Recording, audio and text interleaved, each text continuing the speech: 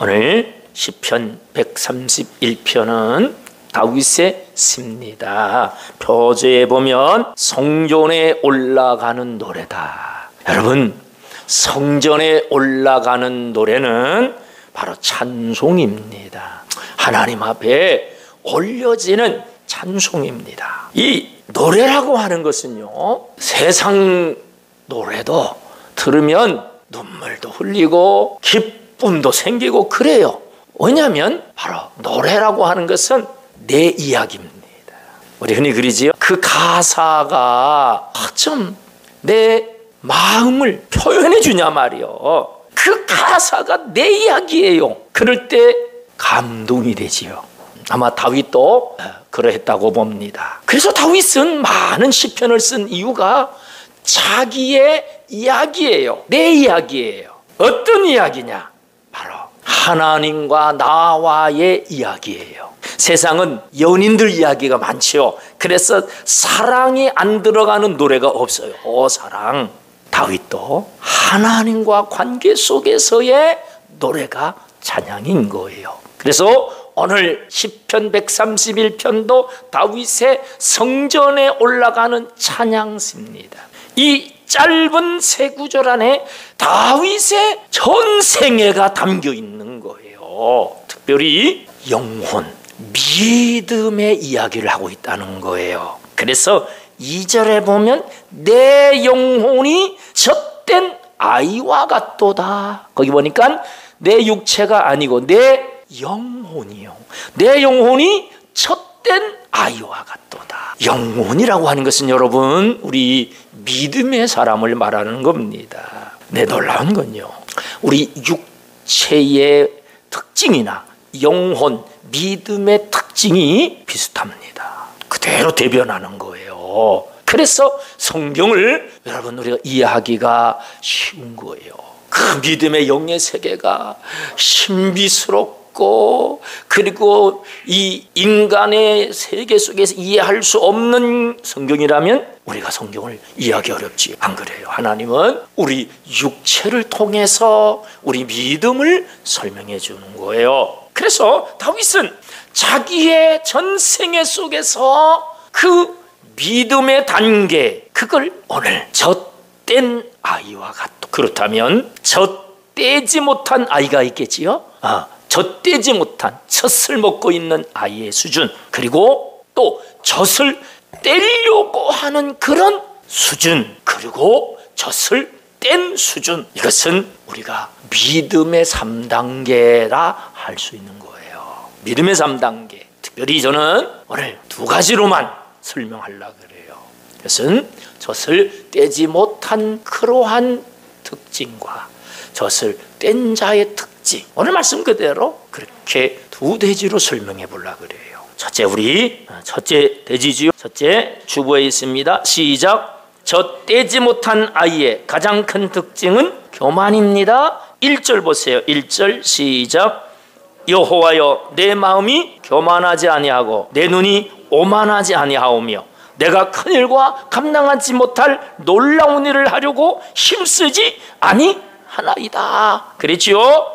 자, 젖된 아이가 되고 보니까, 자기 믿음이 젖을 떼고 보니까 젖대지 못했을 때에 그런 삶은 내가 살아서 안 되겠다, 그 얘기예요. 내가 조금 성장해보면요, 성장하지 못했을 때에 그게 보이는 거예요. 그래가지고 내가 그랬었구나, 내가 그렇게 하면 안 되겠다 라고 하는 것이 1절이고, 그런 상태가 뭐냐?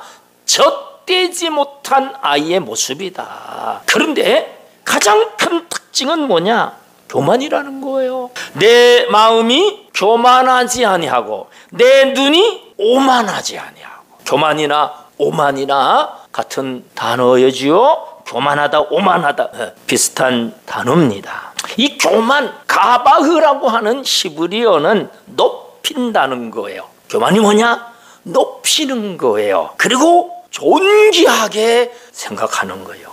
여러분, 이게 잘못된 건 아니죠. 자기를 사랑하는 거, 그거 틀린 얘기 아니에요. 나를 높이고 싶고, 아니 높아지려고 하잖아요. 높아지려고. 정치인들도 막 높아지려고 그러고, 뭐 사업하는 사람들은 삼성 뭐 현대 막 이렇게 대재벌 되고 싶은 거, 그거 잘못된 거 아니에요. 다 사람은 자기 사랑이라고 하는 것을 다 갖고 사는 거예요. 이게 없으면 또 뭐가 되냐? 자기 비하가 돼요. 나는 아무것도 아니고, 내가 뭐 살아본들 뭐하고, 내가 내 집에서 뭐 내가 뭐 존재감도 없고, 이런 성도도 있어요. 나는 교회 있으나 마나다. 이게 무슨 얘기요? 있으나 마나니까 없어도 괜찮은 존재다.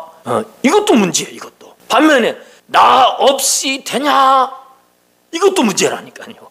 나를 높이는 것도 문제고, 나를 너무 무시하는 것도 문제, 정상이 아닌 거예요. 젖을 떼지 못했을 때 자기밖에 모른다는 거예요. 여러분, 젖 떼지 못한 아이는 엄마 젖은 누구 거요? 엄마 젖은 누구 거요? 내 거요, 내 거. 그죠?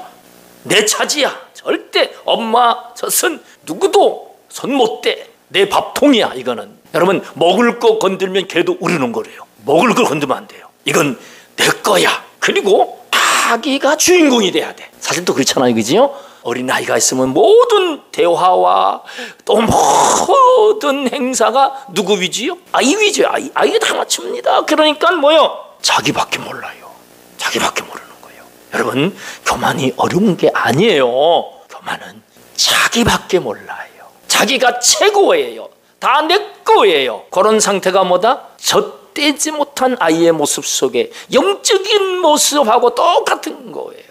자기 말이 그대로 통해야 되고, 자기가 주장하는 걸 따라줘야 되고, 그렇지 않으면 막 그냥 엎어버리려고 그래요. 그냥 자기 중심, 이게 교만입니다.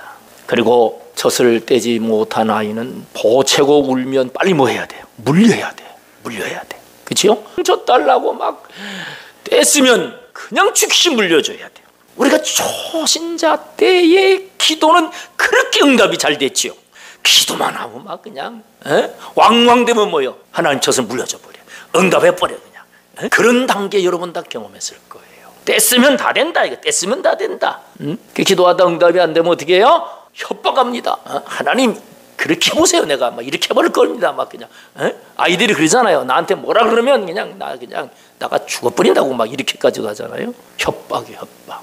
여러분 기도하면서 협박하고 있습니까? 아직 젖을 떼지 못한 모습인 겁니다. 근데 여러분 재밌는 것은 교만은 누가 가르쳐주지 않고 내가 배우지 않아도 교만은 저절로 되는 게 교만이에요. 잡초는요 가꾸지 않는데 그렇게 잘 자라요. 어느새 그냥 자라버렸어요. 누가 가르쳐주지 않아도 자연스럽게 나오는 게 뭐다? 교만이에요. 여자들은 그런다 그러대요. 학교 다닐 때 공부 지질이 못한 애가 동창회 때 막 명품 걸치고 막 외제차 타고 쫙 오는 거야. 보니까 이것이 신랑을 잘 만나가지고 공부 지질이 못한 것이 탁 하고 나오는데, 공부 자기가 잘했는데 신랑이 비리비리한 신랑을 만나가지고 이거 딱 비교하잖아요. 비교할 때 뭐가 생겨요? 야, 저거 내가 저 자리에 있어야 되는데 저 얼굴 빤빤한 거 하나 가지고 저것이 저렇게 됐다 이래가지고 질투가 생기는 거예요. 질투가. 공부도 못하는 게 이러면서. 여러분 그게 뭐라고요? 그게 교만이에요. 야, 정말 잘 됐다. 너 정말로 신랑 잘 만났구나. 정말 내가 더 기쁘다. 그런 얘기 해주면 입이 뭐 붙죠. 그지? 직장에서 유독 상사를 험담하는 직원이 있어요. 왜 그런지 아세요? 저 자리에 내가 있어야 되는데 저 실력도 없는 부장이 저건 내 자리가 돼야 되는데 이러면서 계속 공부하고 험담하고 그러는 사람이 교만한 거예요.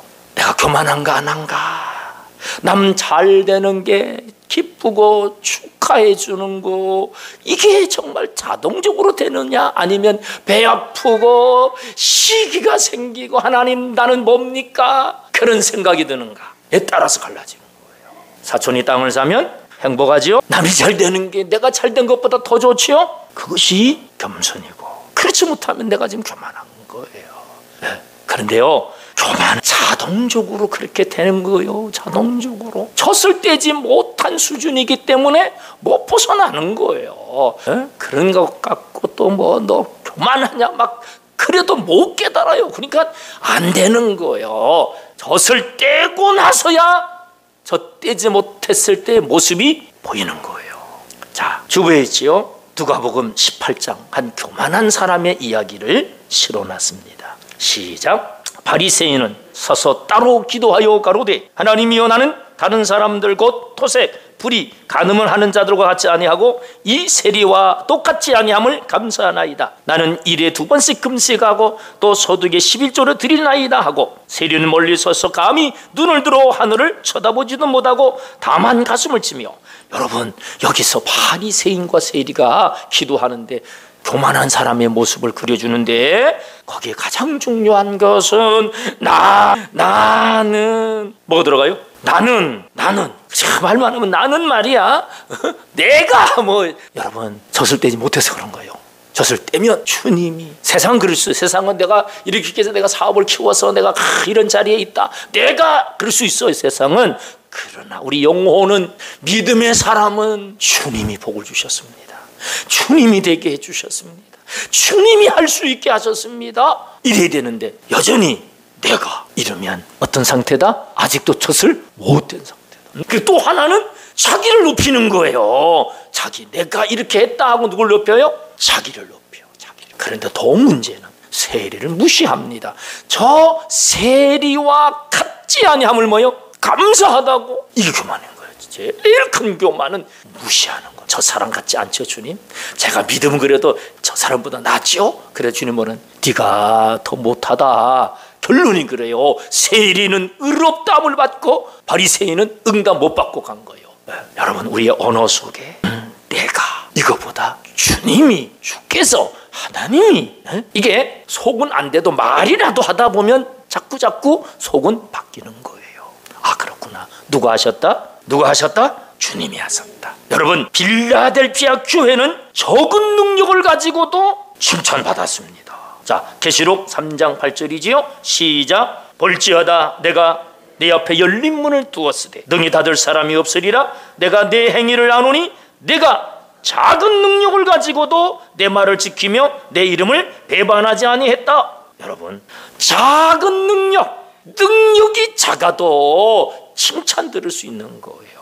할렐루야. 여러분 큰일 한다. 내가 큰일 할 자다. 그런 자를 하나님 쓰시는 거 아니에요. 응? 오늘 보세요. 큰일 당하지 못할 놀라운 일 그걸 하려고 힘쓰지 아니하나이다.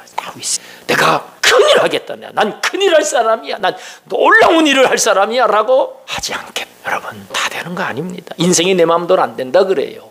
여러분 다윗 보세요. 다윗은 사무엘이 이세 집에 아들들 중에 하나를 기름 부으러 왔다 했더니 형들은 그 자리는 내 자리지 하면서 다 갔지만 다윗은 형들이 치고 간 양을 여전히 치고 있었어요. 그리고 무슨 왕의 자리에 나 같은 게 그리고 그 자리에 나가지도 않았어요. 양치는 그 일에 여전히 충성한 거예요. 작은 일에 충성하는 걸 보시지 나는 저 자리가 내 자리야 내가 그 자리에 있어야 맞아 이런 사람 쓰지 않아요.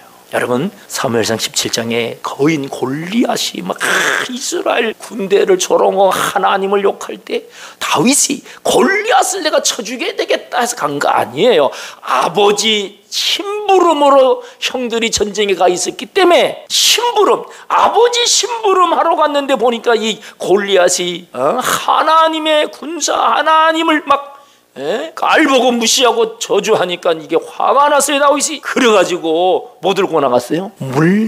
돌멩이 5개 가지고 골리앗을 내가 이기려고 전쟁에 참여한 게 아니라니까. 아버지 심부름 갔다가 그냥 그 자리에서 그냥 골리앗을 쓰러뜨리지요. 여러분 능력은 다윗에게 있는 게 아니에요. 하나님께 있는 거예요. 큰 일을 소중히 여겨야 됩니다. 작은 일에 충성해야 됩니다. 그래서 여러분 에레미야 5장 1절 말씀 보세요. 에레미야 5장 1절 시작. 너희는 예루살렘 거리로 빨리 다니며 그 넓은 거리에서 찾아보고 알라. 너희가 만일 정의를 행하며 진리를 구하는 자를 한 사람이라도 찾으면 내가 이 성읍을 용서하리라. 큰일 하는 자를 찾아라. 용사를 찾으라 그러지 않아요. 정의를 행하며 진리를 구하는 한 사람만 있어도 예루살렘 이 성을 멸하지 않겠다. 이 성읍을 용서하겠다. 여러분, 하나님은 능력의 하나님이에요. 능력으로 못할 게 없어요. 능력자를 찾으시는 게 아니에요. 어떤 사람? 정의를 행하며 진리를 구하는 한 사람. 사실 그 한 사람은 예수님밖에 없어요. 예수님 때문에 우리가 산 거예요. 예수님 때문에 우리가 지옥 형벌을 면한 거예요. 예수님만이 정의를 행했고 진리를 구한 자는 예수님밖에 없어요. 원자는 그래서 예수님밖에 없는 거예요. 여러분, 우리가 예수님을 닮으면 나 한 사람으로 인해서 가정이 살고요, 사회가 살고, 나라가 살고, 세계를 살릴 수 있음을 믿으시기 바랍니다. 뭐 큰일 하겠다 설칠 필요 없어요. 누굴 닮아요? 예수님 닮아. 정의를 옳은 일에 서는 거요. 말씀대로 살아보려고 하면 그 사람을 통해 하나님 큰일 하시는 거예요. 내가 큰일 쫓아다녀서 큰일 하는 거 아니에요. 여러분, 그래서 여러분, 지난 주간에 한 영혼입니다. 한 영혼 살리자는 거예요. 그런 한 영혼, 그런 한 사람만 내가 만들어도 세계를 얻는 거예요. 어떤 큰일 한다고, 뭐 내가 대단한 일 한다고, 아니에요. 한 사람이라도 예수 믿게 한다면 그 일이 무슨 일이다? 큰일이다. 옆 사람, 큰일 합시다. 한 영혼 살리는 큰일 합시다. 온 천하를 살리는 일인데요. 할렐루야. 자, 그렇다면 이제 젖된 아이의 가장 큰 특징, 두 번째, 시작. 젖된 아이의 가장 큰 특징은 고요와 평온이다. 2절 시작. 실로 내가 내 영혼으로 고요하고 평온하게 하기를 젖된 아이가 그의 어머니 품에 갖게 하였나. 내 영혼이 젖된 아이와 같도다. 여러분, 몇 살 때 젖을 때입니까? 몇 살 때?